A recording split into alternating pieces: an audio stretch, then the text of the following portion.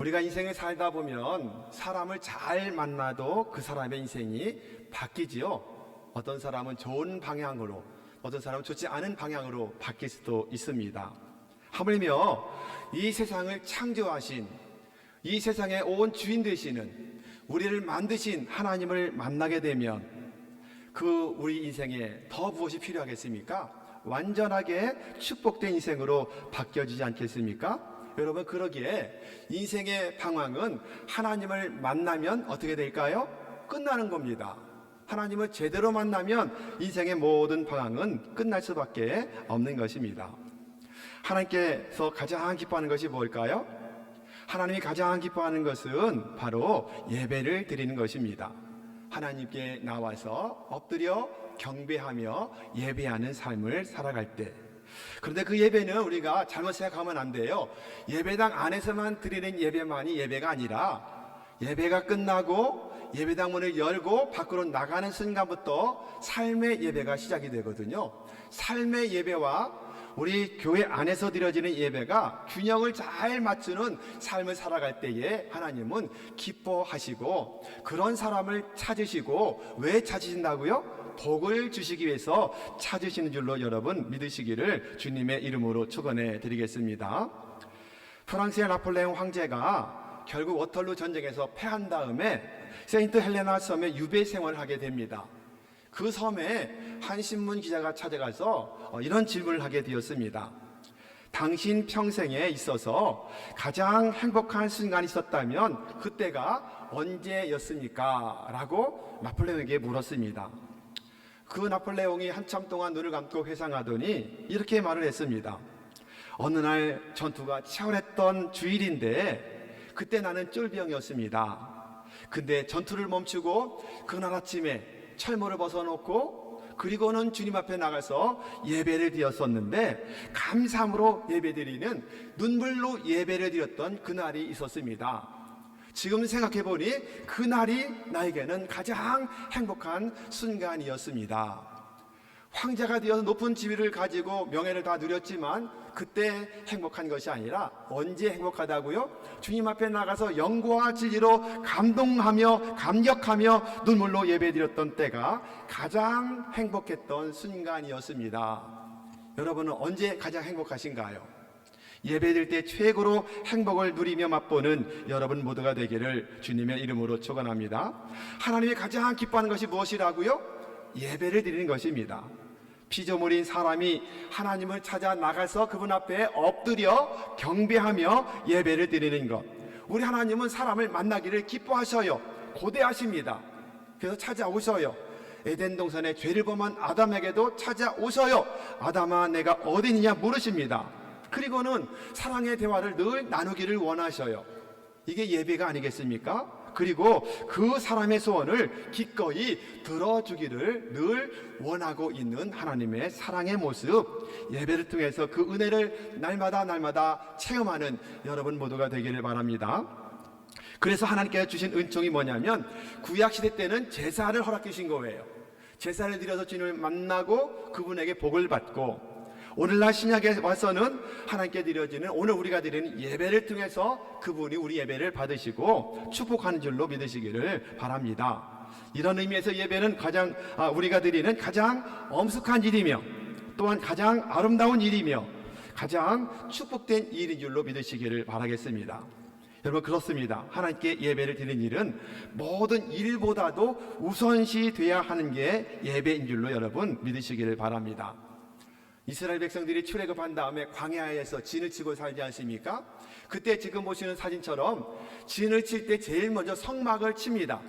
성막을 치고 중앙에 놓고 동서남북 사방으로 세 지파씩 진을 치어서 천막을 짓고 살아가는데, 아침에 일어나서 문을 열고 나오면 제일 먼저 무엇이 보여요? 성막이 보이게 그렇게 진을 쳤습니다. 무엇을 의미할까요? 이것은 예배를 드리는 일이 모든 일의 최우선이다. 또 한 가지, 예배를 드리는 것이 모든 인생 속에서 중심이다. 이것을 나타내려고 성막 중심으로 각각 동서남북으로 진을 치고 늘 성막 중심의 삶을 살도록 그렇게 하나님이 설계하도록 명하셨던 모습을 보게 되는 것입니다.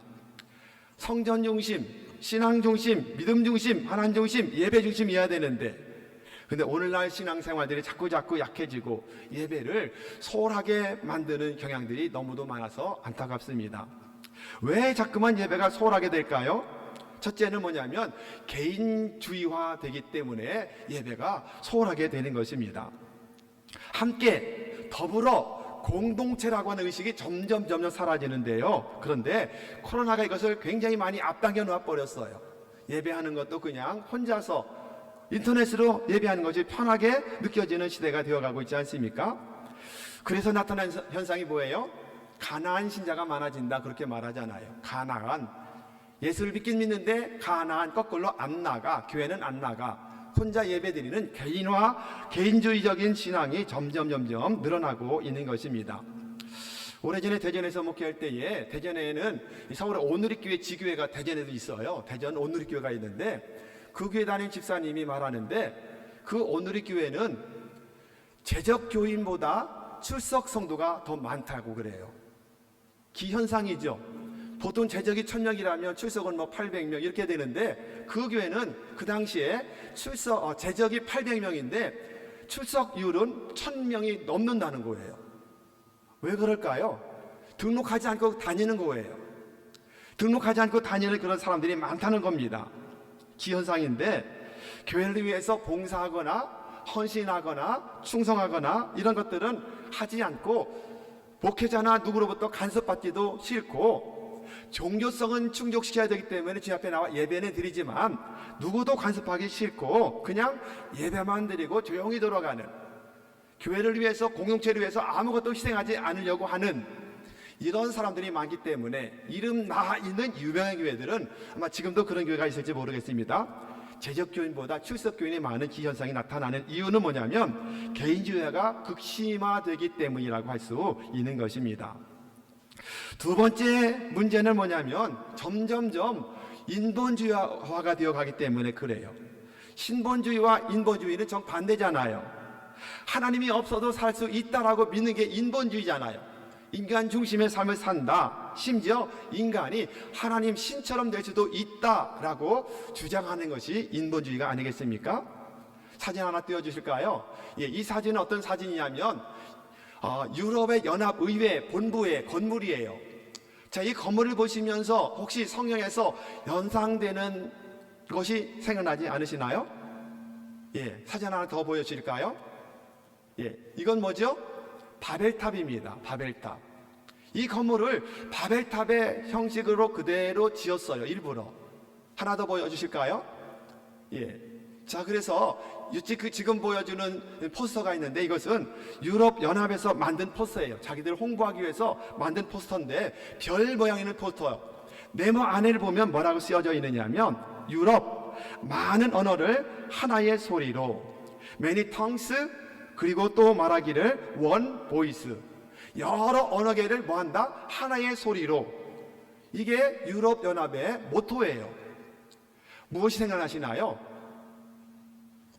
하나님께서 창세기에 보면 사람들이 하나님처럼 되려고 뭐래요? 바벨탑을 쌓아요. 하나님에 있는 하늘까지 올라가서 하나님과 겨뤄보려고 하는 교만함을 가지고 바벨탑을 쌓습니다. 하나님이 그것을 흩어버리시는데 어떻게 흩어버리셔요? 바벨이라고 하는 것은 흩어버린다 이 뜻이에요. 언어가 하나이기 때문에 이렇게 하나님을 대적하는구나. 그래서 언어를 다 흩어버렸어요. 다 각기 다른 언어로 만드셨어요. 그러니 바벨탑을 짓다가 지을 수가 없어요. 벽돌 올려줘 그러는데 다른 것을 올려주고 언어가 안 통합니다. 그러니 어떻게 해요? 언어가 통하는 사람들끼리 따로 떨어져서 점점 세상으로 퍼져나가서 살게 되었던 것입니다. 그런데 유럽연합이 그들의 모토가 뭐냐면 그렇게 흩어져서 여러 언어로 만들어져서 흩어진 사람들을 뭐한다? 하나의 언어로 회복하자. 이건 결국 뭐를 말하는 거죠? 하나님이 하신 일을 다시 대적해서 노골적으로 하나님을 대적하겠다는 그런 표현이 아닐 수가 없는 것입니다. 창세기에 나오는 바벨탑의 내용을 거꾸로 다시 되돌이키겠다. 다시 바벨탑을 짓고 하나님의 뜻을 거슬러서 다시 대적하겠다는 의미로 해석될 수 있는, 어느 그림에 봤더니 이렇게 바벨탑하고 그 지금 건물을 이렇게 묘하게 합성시켜 놓은 것을 보게 됩니다. 실제로 그들이 우연이 아니라 일부러 이렇게 바벨탑의 형식으로 저 건물을 지은 것입니다. 여러분, 이게 인본주의예요. 하나님까지 끝까지 하나님을 대적해서 우리가 하나님처럼 되자, 이것이 인본주의가 아니겠습니까? 인본주의는 하나님 없이 살고 하나님이 없어야 우리가 더 자유롭게 산다고 보는 것이 인본주의요. 이렇게 무섭습니다. 그러다 보니 어떻게 돼요? 예배가 점점 소홀히 되게 되고 믿다가도 낙심하고 주를 떠나는 경향들이 너무도 많은 것입니다. 세 번째는 예배에 대한 의식이 부족하기 때문에 그래요. 예배가 무엇인지, 어떻게 예배를 드려야 하는지, 하나님께서 기뻐 받으시는 예배가 무엇인지에 대해서 그 의식이 부족하기 때문에 예배를 소홀히 하게 합니다. 자리에 나와 몸은 있지만 생각은 딴 곳에 가 있고 마음은 딴 곳에 가 있는 이런 예배를 드린 사람이 있을 수도 있는 것입니다. 오래전에 곽선희 목사님의 설교 듣다가 받았던 교훈 중에 하나가 뭐냐면, 그 교회 남자 집사님들이 어느 날 갑자기 주일날 예배를 빠지는 일이 잦더랍니다. 그래서 이제 부교육자를 시켜서 알아봤더니 이 남자 집사 몇 명이 골프의 재미에 빠져가지고 주일날 예배하러 나올 시간에 예배하러 오지 않고 골프 치러 가는 것을 발견하게 되었습니다. 목사님이 그 중에 한 유력한 집사님에게 전화를 걸었습니다. 아니, 집사가 되어서 주일날 예배 드리지 않고 골프를 치러 간다니 이게 말이나 됩니까? 라고 전화를 걸었더니 그 집사가 하는 말이 뭐냐면, 목사님 죄송합니다만 주일 예배 시간에 주님 앞에 나가서 예배 드리면 온통 내 마음은 어디가 있을까요? 골프장에 가 있습니다. 예배를 드릴 수가 없습니다.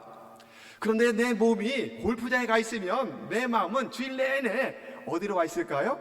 예배당에 가 있습니다. 그러니 목사님, 그냥 몸만 있고 마음은 다 골프장에 가 있는 것보다는 비록 몸은 밖에 골프장에 있지만 마음이 온통 주님 앞에 있는 게 훨씬 더 낫지 않겠습니까? 이런 궤변을 늘어놓더라는 거예요. 여러분, 예배가 무엇인지, 왜 예배를 드려야 하는지를 모르기 때문에 이런 현상이 나타날 수밖에 없는 겁니다. 몸은 나와 있지만 생각은, 마음은, 정신은 다른 곳을 헤매고 있는 이런 모습들 때문에 예배가 자꾸 소홀히 된다는 사실입니다. 또 하나가 있다면, 네 번째, 예배에 대한 경건성이 상실되었기 때문에 예배가 제대로 드려지지 않는 것입니다. 그냥 직분자이기 때문에 의뢰에 나가서 앉아 있어야 하고, 어떤 사람은 종교심 때문에 부모님들로부터 모태신앙 이어받아서 주일을 범하면 뭐 벼락 맞을 것은 아니지만 그래도 뭔가 사고가 나지 않을까 하는 막연한 두려움이 있는 사람들이 굉장히 많더라고요. 주일 지키지 않으면 무슨 일이 생기지 않을까 하는 마음 때문에 억지로 나와 있는 사람들, 또 어떤 남편들 같은 경우는 가정의 평화를 위해서 그냥 나와 앉아주는 사람도 있습니다. 이런 여러 가지가 많아요. 또 주일 예배는 한 주간 내내 준비해야 되지 않겠습니까? 삶의 예배를 통해 한 주간 내내 준비해야 되는데 세상에 나가서는 마음대로 살고, 더군다나 주일날, 토요일날도 마음대로 밤새도록 게임도 하고 TV도 보고 잠 못 자가지고 눈이 뻘개져가지고 주님 앞에 나왔는데 졸음은 쏟아지고 생각은 딴 데가 있고 상생 나를 펼쳐가는 이런 모습들, 예배에 대한 경건성이 상실되었기 때문에 진정한 예배, 영과 진리의 예배를 드리지 못한다는 것입니다. 여러분, 그러니 얼마나 안타까운 현실들입니까? 여러분, 주일을 지키는 것은 우리의 의무이며 책임이며 특권인 줄로 믿으시기를 축원합니다. 분명히 여러분 아셔야 돼요. 이건 의무입니다. 의무이면서도 책임이요, 또 하나 좋은 특권입니다. 주일 지킬 때 하나님이 그 주일을 통해서 우리를 지켜주시고 은혜 주시고 복을 주시거든요. 주일을 지키라고 강한 명령에 구약이건 신약이건 말씀하고 있는데 철저하게 순종하고 주일 지킬 때에 옛날 성도들처럼 생명 걸고 지키는 삶이 돼야 되는데 신앙이 자꾸 사라지는 모습이 얼마나 안타깝습니까? 이런 집단적 무식에 빠진 형국을 완전하게 탈피해서 다시 예배로, 다시 예배가 회복된 은혜로 기도하며 영과 지혜로 드려지는 여러분 모든 예배자가 되시기를 예수님의 이름으로 축원합니다. 그러기에 예배, 주일 지키는 것은 그리스도인들의 믿음을 확인하는 날인 줄로 믿으시기를 바랍니다. 여러분 보십시오. 영과 지혜로 예배드리지 못한 안타까움을 여러분 지금 우리가 말씀하고 있는데, 주님 앞에 나와서 찬양을 드리고 그리고 경배를 드리고 말씀을 통해서 헌신을 통해서 재충전 받는 날이 주일이거든요. 그러기에 사도 바울도 교회를 세우면서 곳곳에서 서신을 써서 보내면서 제일 많이 강조한 것이 뭐냐면 예배를 많이 강조한 거예요.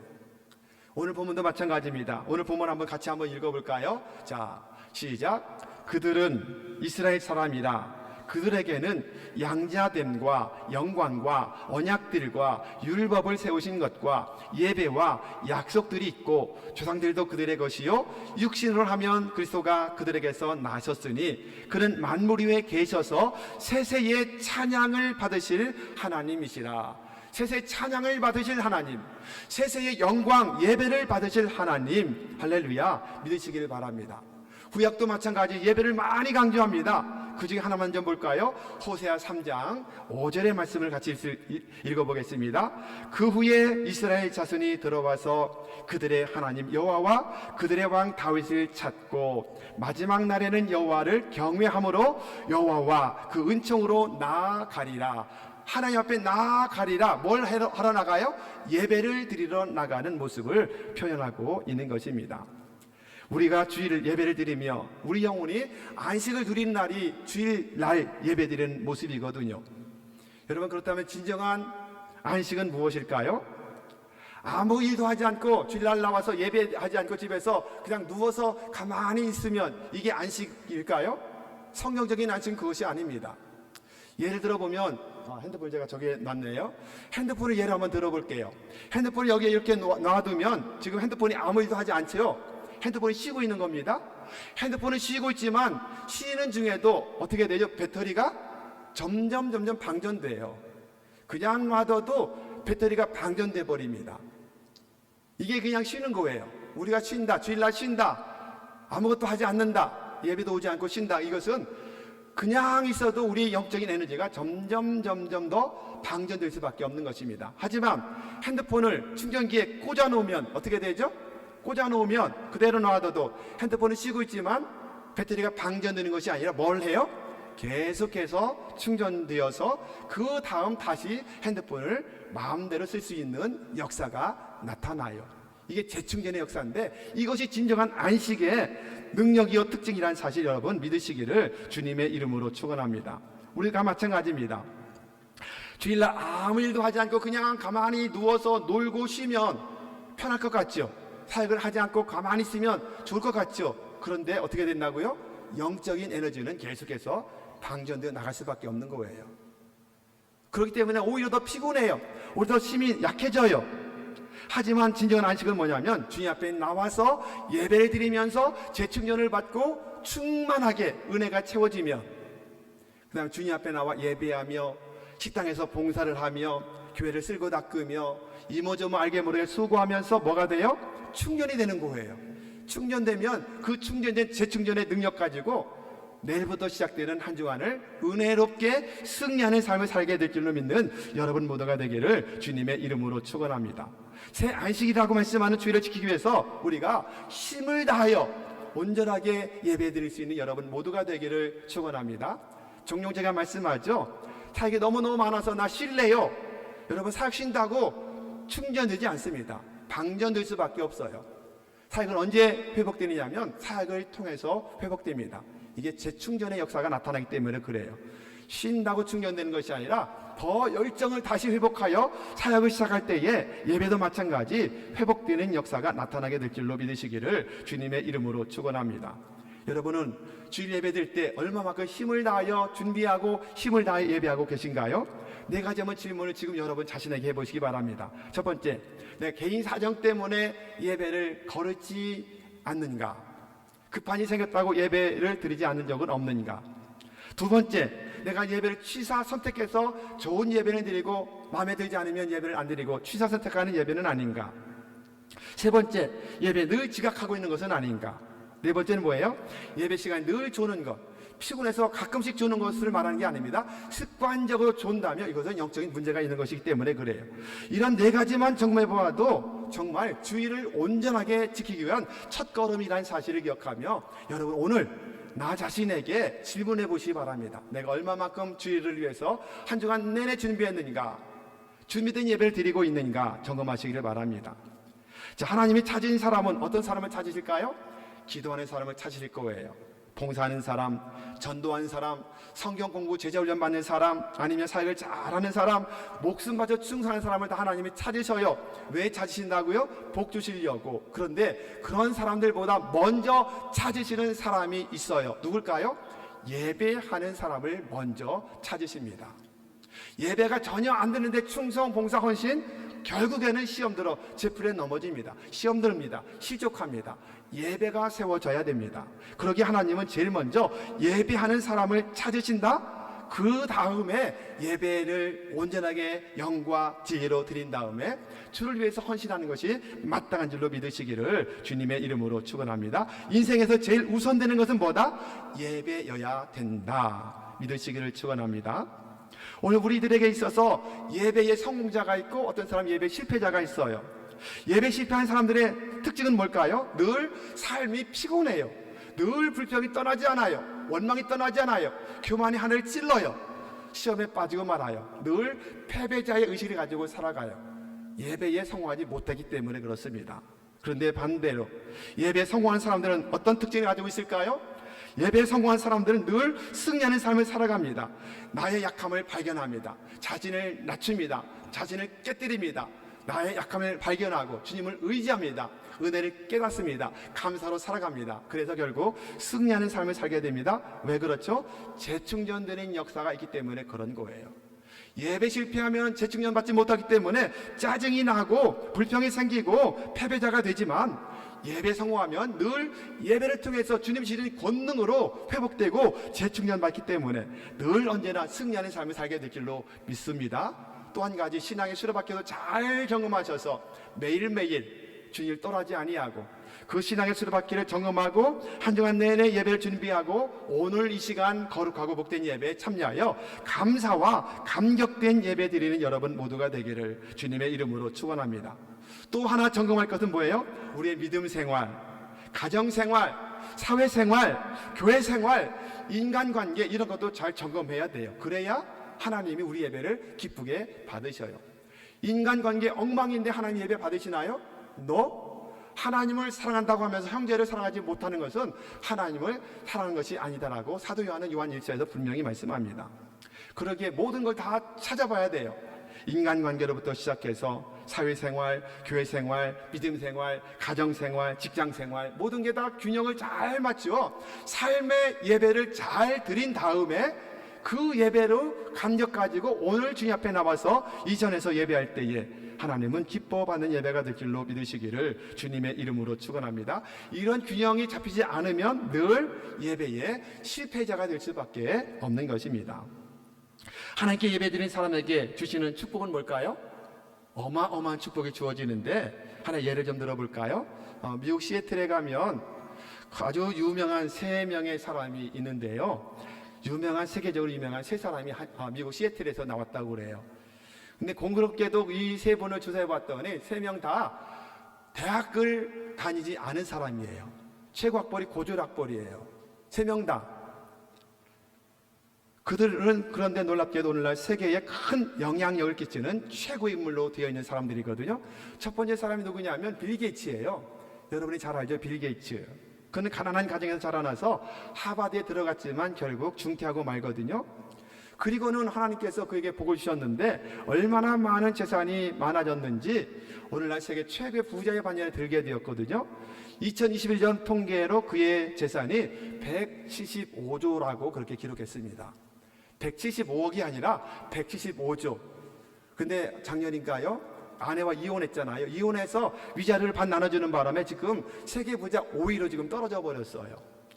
지금 테슬라를 만든 앨런 머스크가 1위더라고요. 예. 이 빌 게이츠가 시애틀 사람이에요. 두 번째 사람은 누구냐면 보잉이라는 사람이에요. 보잉은 항공기 회사거든요. 항공기를 만드는 이 보잉 항공사를 세워서 세계적으로 가장 큰 항공사를 만든 사람이 시애틀 사람인데요. 이 사람도 고졸 졸업밖에 안 돼요. 대학을 나오지 못했습니다. 근데 이분에게는 성공한 비결이 있다고 그래요. 처음에 비행기를 만들 때 비행기의 엔진을 꽁문에 뒀답니다. 근데 이분은 하나님 주신 지혜를 가지고 엔진의 무게가 굉장히 상당한데 꽁문에 두지 말고 날개에 엔진을 두면 어떨까? 연구하고 연구해서 그때부터 모든 비행기들이 엔진을 날개에 두게 되고, 이것이 아이디어가 놀라운 아이디어가 되어서 세계에서 쓰는 모든 보잉 747 항공기는 다 엔진이 다 날개에 달려있는 그런 비행기를 만들어서 세계적인 기업으로 만들게 되었고, 세계에서 가장 큰 항공기 회사를 설립한 사람이 보잉이라고 하는 사람입니다. 세 번째 사람은 누구냐면 맥콜드라고 하는 사람이에요. 맥콜드. 이 맥콜드는 누구냐면 여러분에게 다 있는 핸드폰 손에 들고 다니는 셀룰러 폰을 최초로 개발한 사람이 이 사람입니다. 맥콜드입니다. 우리가 모두가 쓰는 핸드폰을 이분이 만드는 거예요. 이분을 만들기 시작해서 지금 우리가 다 휴대폰을 사용하고 있는데요. 이 세 명이 세계적으로 유명한 사람이 시애틀 사람인데, 첫 번째 공통점은 대학을 졸업하지 않았다는 것. 또 연구해 봤더니 이 사람은 한 교회를 다녔다는 것이 밝혀졌어요. 그리고 또 한 가지 밝혀진 것은 무엇이냐면 라이크 우드라고 하는 교회 학교 선생님에게서 신앙생활을 한 사람이 3명이에요. 모두가 다. 이 라이크 우드 선생님은 교회 학교에서 늘 이들을 교육하면서 성경 말씀을 배우고 신앙생활을 잘 훈련시켰다고 합니다. 이 선생님은 세상의 지식보다도 하나님의 위대하심, 하나님을 섬기는 법, 하나님을 예배할 때 주시는 복, 이거를 제일 많이 가르쳤다고 합니다. 그 예배하는 것이 가장 최고 큰 축복의 비결을 가르쳐 주었던 거죠. 이들은 교회 학교 선생님으로부터 받은 그 놀라운 예배의 중요성을 알았기 때문에 예배를 드림으로 하나님께 인생을 맡겼기 때문에 하나님이 그처럼 물질의 복도 크게 주시고 받은 복을 마음껏, 빌 게이츠 같은 경우는 엄청나게 많이 기부하잖아요. 이런 일을 하고 있는 축복을 받게 된 것입니다. 물론 물질의 축복만이 다 받은 복은 아니거든요. 그 복을 누구를 위해 쓰느냐가 중요한 거죠. 이처럼 믿음의 사람들은 받은 복을 마음껏 하나님의 영광을 위해 쓰지 않습니까? 여러분도 구하십시오. 물질의 거부의 복을 구하시고, 하나님 흑암중의 보화를 나에게, 우리 가정에게, 숨겨져 있는 재물을 우리 가정에 흘려보내 주셔서 마음껏 하나님의 나라와 하나님이 세우신 교회와 사명과 표현에 쓰임받는 축복을 주십시오라고 기도하는 여러분 모두가 되기를 주님의 이름으로 축원합니다. 이처럼 3명 모두가 다 한 교회에서 한 선생님에게서 배웠기에 이처럼 물질의 거부가 되고 세계적인 인물로 성장해야 되는 축복을 받게 되었던 겁니다. 유명한 신학자 칼 바트가 말합니다. 예배 중요성을 3가지로 말해요. 이건 너무너무 중요합니다. 첫째, 예배는 가장 중요한 것이다. 따라서 해보실까요? 가장 중요한 것이다. 가장 중요한 것이 첫 번째고, 하나는 2개가 중요한 것으로 되어 있네요. 하나는 뭐냐면 가장 긴급한 것이다. 하나 안 고쳐졌네요. 예배는 가장 긴급한 것이다. 이렇게 말했어요. 예배보다 더 긴급한 것이 없다고 말씀했습니다. 세 번째, 예배는 가장 영광스러운 것이다. 가장 중요하고 가장 긴급하고 가장 영광된 일이 뭐라고요? 하나님을 향해서 드려지는 예배인 줄로 여러분 믿으시기를 주님의 이름으로 축원합니다. 여러분, 그러기에 우리가 늘 예배가 이만큼 중요하다는 사실을 결코 잊지 마십시오. 예배를 이야기할 때 계속 등장하는 토저 목사님은 말씀합니다. 이렇게 말씀해요. 하나님께서 사람을 부르셔서 먼저 예배자로 만드시고 그 후에 일하는 자로 만드신다. 굉장히 중요한 겁니다. 예배자를 먼저 만드신 다음에 예배자를 통해 하나님의 이 사역을 하도록 맡기지, 사역 먼저 맡기는 분이 아니시다. 여러분, 그러기에 우리 정말 맛있는 밥을 늘 잘해주시는 우리 여전도 회원들 정말 감사드리거든요. 여러분, 그런데 예배보다 사역이 우선시 되도록 하나님 만드시지 않았다는 것. 예배 드리다 말고 끝나지도 않았는데 식당에 나가서 봉사한다거나 예배 시간이 다 되는데 아직도 식당에서 봉사하면 하나님이 기뻐받는 예배가 아닌 거예요. 이걸 우리가 정확하게 아셔야 됩니다. 몇 년 전에 어느 교회에서 헌신예배 요청이 와서 제가 그 교회 가서 헌신예배를 인도하고 났는데, 예배 끝나고 막 내려오는데 예배를 안 드린 2분이 인사를 하더라고요. 근데 어느 분인가 봤더니 재정부원들이 재정을 오후 시간에 재정을 보셨더라고요. 그 시간 내내 재정 보고 나서 예배를 안 드리고 나서 내려가면서 인사하는데, 이렇게 보니까는 목사님하고 하는 얘기 보니까는 재정을 보느라고 그 오후 예배를 안 드린 거예요. 제가 그때 굉장히 깜짝 놀랐거든요. 헌신 예배였었는데, 그러면서 감사했던 것은 나는 그래도 저렇게는 안 가르쳤는데, 그렇게 이야기한 기억이 나거든요. 여러분, 사역보다 더 중요한 것, 더 기급한 것은 뭐다? 예배자다. 예배자를 먼저 세우신 다음에 그 사람을 통해서 하나님의 일을 맡기시고 일하도록 하신다는 사실 여러분 기억하시기를 바랍니다. 여러분, 예배에 성공하려면 어떻게 하면 될까요? 어떻게 하면 예배에 성공할까요? 어느 부부가 예배를 드리고 돌아가면서 차 안에서 주고받은 이야기가 있더라고요. 한번 들어보십시오. 아내가 말합니다. 여보, 오늘 교회 갔더니 김 집사 집에 자동차가 3000cc급으로 바뀌었대. 봤어? 아니, 나 못 봤는데.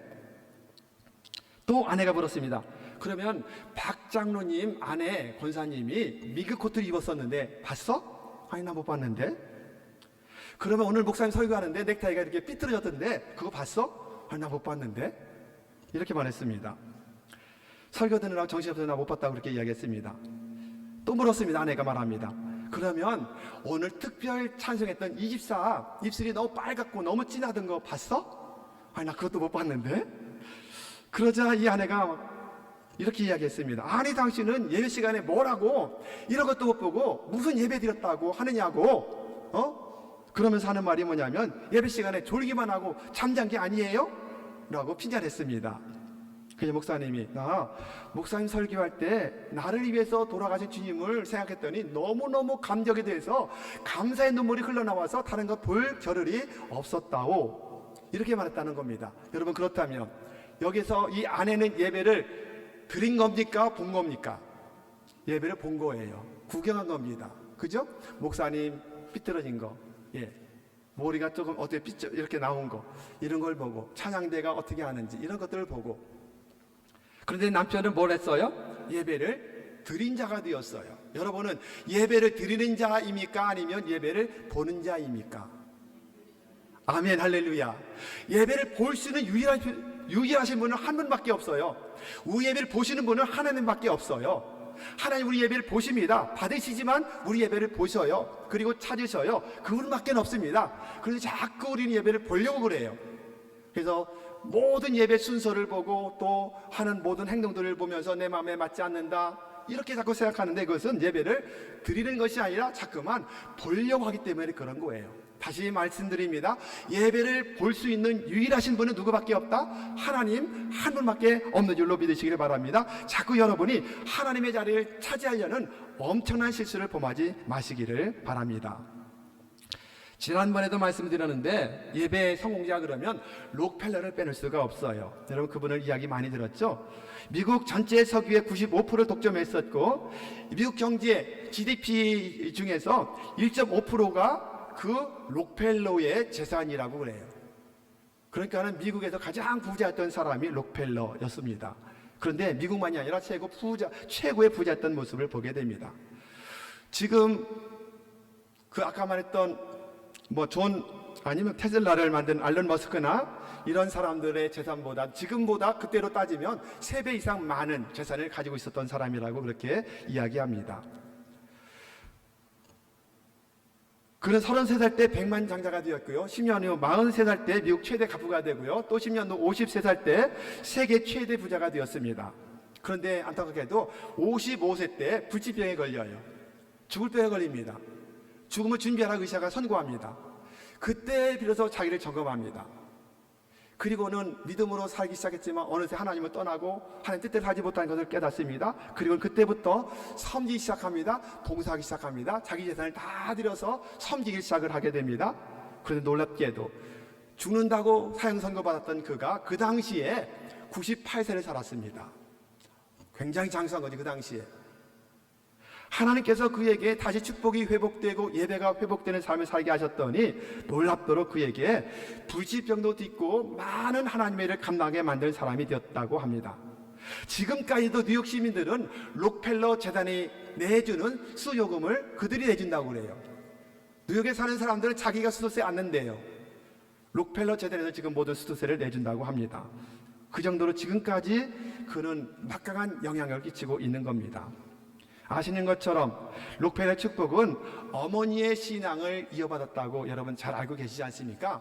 어머니가 엘리자 데이비슨 록펠러예요. 지금 그 어머니가 아들 어릴 때부터 철저하게 10가지를 교훈했습니다. 마지막 죽을 때까지 유언하면서 그를 가르쳤던 것은 뭐냐면 예배에 가장 중점을 두었습니다. 그래서 꼭 예배를 드릴 때는 30분 전에 가서 제일 앞자리에 앉아서 예배를 드려라. 평생 그것을 지켰다고 그러죠. 기자가 물었답니다. 부자 된 비결이 뭡니까? 어머니가 교훈했던 10가지를 그대로 지켰습니다. 그 중에 예배, 꼭 하나님을 친아버지로 섬겨 예배해라. 두 번째, 예배는 꼭 본 교회에 가서 드려라. 세 번째, 예배 드릴 때는 항상 제일 앞자리에 앉아서 예배를 드려라. 예배의 중요성을 가르쳤고 그것을 실천했더니 하나님께서 가장 최고의 부자고 하나님 만들으셨고 많은 주님의 일을 감당하는 역사가 나타나게 되었던 겁니다. 여러분, 록펠러는 무엇에 성공한 사람이에요? 사업에 성공한 사람인가요? 아니요. 예배의 성공자가 되었기 때문에 하나님이 다른 것도 다 성공케 한 줄로 여러분 믿으시기를 주님의 이름으로 축원합니다. 사랑하는 여러분, 예배 시간마다 기쁨을 가지고 기대함을 가지고 감격하게 그렇게 준비되어 나오는 여러분 모두가 되시기를 바랍니다. 기도하며 찬양하며 말씀 속에서 주님 만나기를 기대하는 기대감 가지고 나오는 여러분 모두가 되기를 주님의 이름으로 축원합니다. 하나님은 오늘도 지금도 예배하는 사람을 찾으십니다. 왜 찾으셔요? 복 주고 싶어서. 어떤 복을 받고 싶으신가요? 어떤 복을 받고 싶다면 진정한 예배자가 되십시오. 영과 진리의 말씀으로 예배하는 여러분 모두가 되시기를 주님의 이름으로 축원합니다. 그러므로 하나님이 찾은 받을 때 제일 먼저 눈에 띄어서 제일 먼저 찾은 받는 주인공이 다름 아닌 저와 여러분이 되시기를 예수님의 이름으로 축원합니다.